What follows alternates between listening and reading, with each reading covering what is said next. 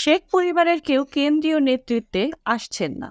জয়, এই মুহূর্তে শেখ পরিবারের কেউ আওয়ামী লীগের কেন্দ্রীয় নেতৃত্ব কিংবা রাজনীতিতে আসছেন না বলে জানিয়েছেন সাবেক প্রধানমন্ত্রী শেখ হাসিনার ছেলে সজীব ওয়াজেদ জয়। বাংলাদেশে ব্যাপক গণ আন্দোলনের মুখে পদত্যাগ করে ভারতে আশ্রয় নিয়েছেন সাবেক প্রধানমন্ত্রী শেখ হাসিনা।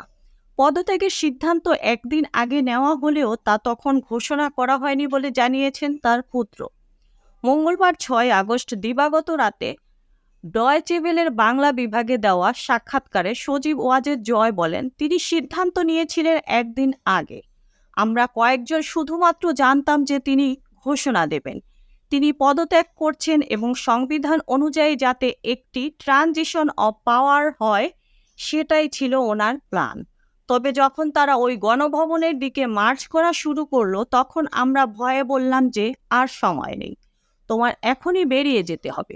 বাংলাদেশে কোটা আন্দোলন এক পর্যায়ে গণ আন্দোলনের রূপ নেয় এবং বেশ কয়েকশত প্রাণহানি হয়।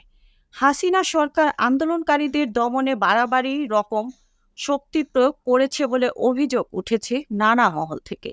তীব্র আন্দোলনের মুখে দ্রুত বোন শেখ রেহানাকে নিয়ে দেশ ছাড়েন শেখ হাসিনা। আওয়ামী লীগের নেতৃত্ব প্রসঙ্গে এক প্রশ্নের জবাবে সজীব ওয়াজেদ জয় জানান, বর্তমানে তার রাজনীতিতে আসার কোনো পরিকল্পনা নেই। শেখ পরিবারের কোনো সদস্যরই রাজনীতিতে আসার কোনো কারণ নেই। তিনি বলেন, 3বারের মতো আমাদের পরিবারের বিরুদ্ধে কূ হলো, 3বারের মতো সব কিছু হারিয়ে বিদেশে থাকতে হলো। আমি আর আমার মা বাদে আমরা সবাই বিদেশে অনেক দিন ধরে আছি। আমরা এখানে সেটেলড, আমাদের এখানে জীবনের কোনো অসুবিধা নেই, আমরা এখানে থাকতে অভ্যস্ত। শেখ হাসিনা ভারত থেকে অন্য কোথাও যাবেন এরকম কোনো সিদ্ধান্ত নেওয়া হয়নি।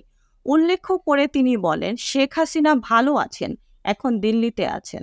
আমার বোন ওনার কাছে আছেন। আমার বোন তো দিল্লিতে থাকেন, তিনি ভালো আছেন, তবে তার খুবই মন খারাপ।